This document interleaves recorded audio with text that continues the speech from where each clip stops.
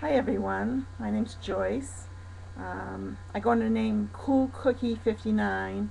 It's Cool Cookie, not Cool Cookie. I never thought of that until after I looked at it a while. I said, that looks like Cookie, not Cookie.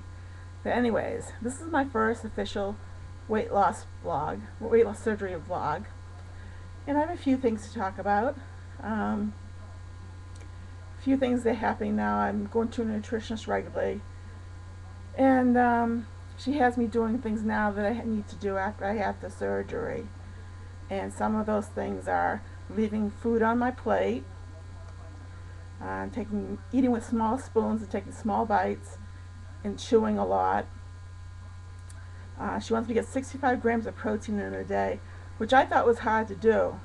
But I actually kept track of all my protein for 3 days, and one day I had 85 points, another one 90 points, and another one like 75.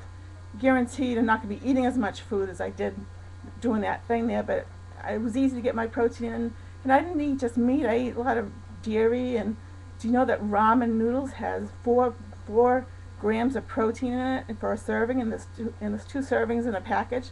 So I eat the whole package, it's 8 grams of protein. I could believe ramen noodles has protein in it. But anyways, she wants me getting 65 grams of protein in, which I've been doing. She wants me to wean myself off of caffeine. Now, I have a lot of coffee I bought on sale that's caffeinated, and I told her I'd do that after I finish getting rid of the caffeinated coffee. I don't want to waste it, and I figured, she asked me how long it would take before it would end. I said probably about a month before I can get to the regular decaf coffee. Um, she doesn't want me eating in front of the TV, which I'm gonna do anyways, because I live alone, and the only time I eat in the kitchen with my is when my son comes over to visit or my daughter comes over to visit. We eat in the kitchen. That's the only time I eat in the kitchen. Even there, I have a small TV. I keep on for the news. Whenever I eat dinner, it's usually I'm in front of the TV watching the news. So she doesn't want me eating in front of the TV, I guess, so I can concentrate more on my eating. So I don't know. Maybe I'll try it, see how it is. But I just I like eating in front of the TV. My problem with eating is night eating. I go to bed about 1 or 2 o'clock in the morning, and when I get up in the morning, I get up around 8 or 9. I have breakfast. I really don't have much of a lunch, maybe something around 1 or 2 o'clock. But if I don't eat my lunch, by 3, 4 o'clock, I'm hungry, and I start eating dinner around 4 o'clock. So by the time I go to bed at 2 o'clock, 1 o'clock in the morning, I'm hungry. So she told me to make a small meal around 9 o'clock at night to hold me over. But she said make a complex meal, like with a lot of protein, so it will fill me up and things like that. So I've been eating peanut butter and cheese and things like that, and so far, and I've been eating protein bars. I used to eat a candy bar every night because I craved chocolate so much. But somebody said to me, "Why don't you try protein bar?"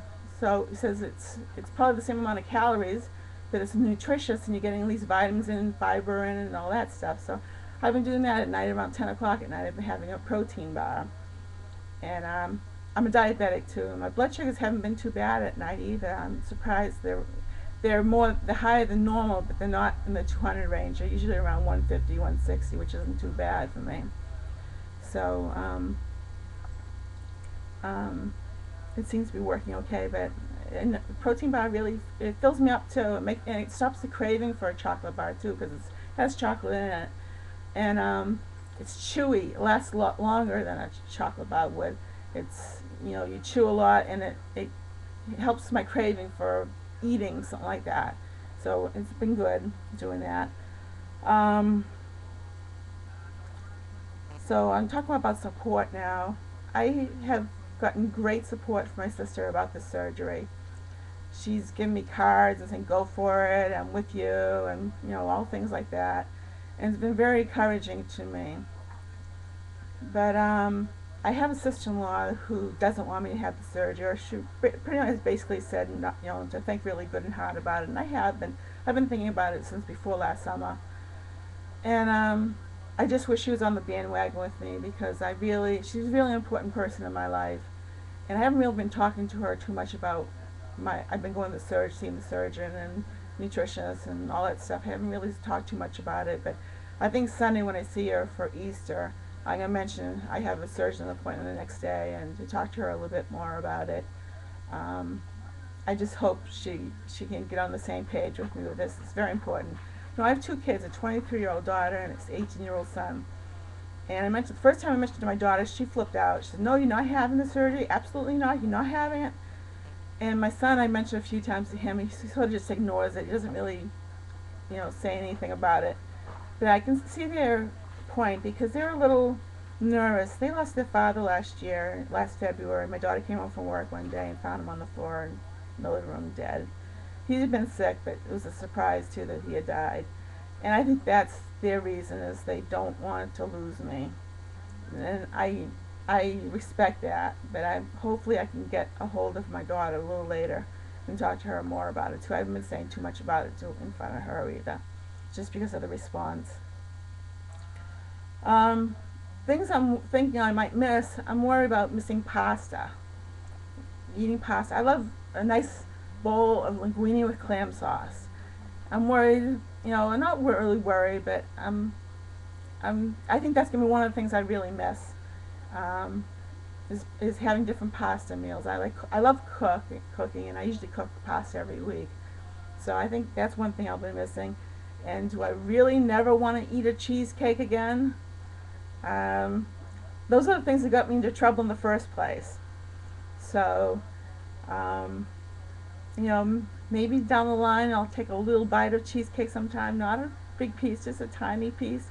I don't know. Hopefully I can eat it without getting sick or anything. But those are things I'm thinking about too. Do I really? But in the long run, those are the things that got me into trouble. So I'll have to make do and eat correctly. And for some of you out there, I'm also wondering. I take a lot of psych medications, and I'm worried about being off of them at all when I first had the surgery. I'm going to ask my doctor next week when I see him if I'll be off of them for any length of time, or will I be able to take them right away afterwards.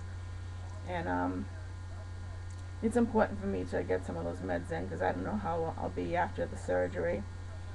And I'll be glad to get rid of clothes. I have 3 closets full of clothes and a basement with 2 or 3 boxes of clothes and a bunch of bags of clothes. And they're all sizes from like size 12 to 24. And I'd be glad to go through them and get rid of all the higher size things after I have the surgery. I'll be looking forward to that. I'll be trying on a lot of things. I got things mixed up though. I got small and large clothes mixed in together, so that'll be a project for me to do. For protein drinks, I looked up Vitalady.com, and they have samples of every drink that they sell. And I'm going to be placing an order for that, for all samples. I got like 20 samples I'm going to try. I think I'll start trying before I have the operation so that I'll know what I like.